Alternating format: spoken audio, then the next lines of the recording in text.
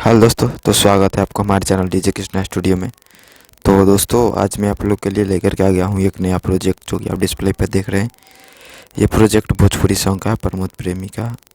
दोस्तों, ये सॉन्ग जो है कि नया में ही लॉन्च हुआ है, एक दिन पहले लॉन्च हुआ है, नया ही अपलोड हुआ था। तो मैं मिक्स करके थोड़ा वेट कर रहा था अपलोड करने का, क्योंकि चैनल पर पहले से ही वीडियो अपलोडेड था। तो दोस्तों, इसको मैं जो हूँ अपलोड कर रहा हूँ और जो कि पासवर्ड वीडियो में है। तो दोस्तों, आप लोग इसको डाउनलोड कर सकते हैं। पासवर्ड पूरा वीडियो को देखिएगा, जिप फाइल में 3 स्टेप में आपको पासवर्ड मिल जाएगा। और जो है कि दोस्तों, इसको डाउनलोड करने का FLP और नोवाटेक दोनों को डाउनलोड करिएगा। बहुत ही हार्ड बेस में ये देख सकते हैं। बेस आप ये क्या बेस है, आप लोग सुन सकते हैं।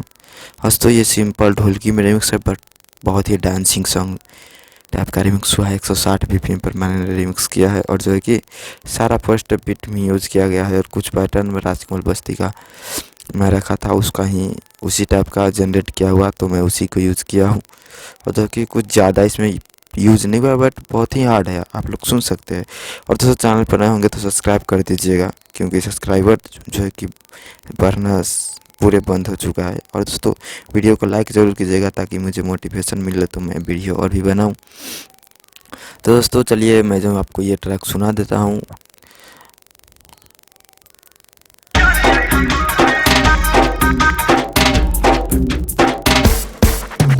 Krishnaraj High Tech, Krishnaraj High Tech, Krishnaraj High Tech, Krishnaraj High Tech.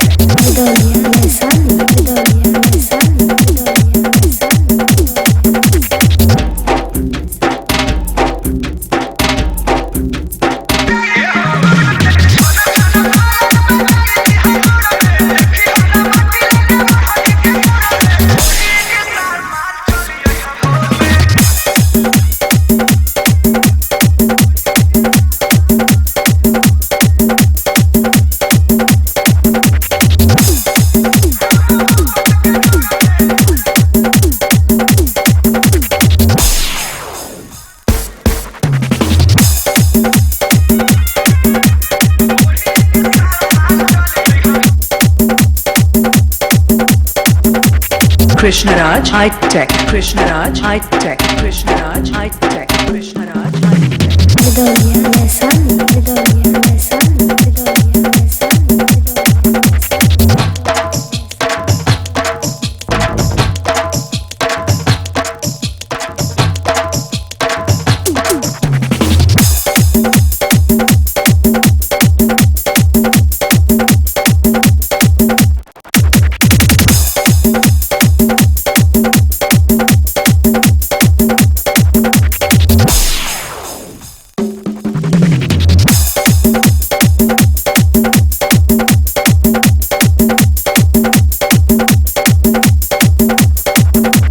Krishnaraj High Tech, Krishnaraj High Tech, Krishnaraj High Tech, Krishnaraj High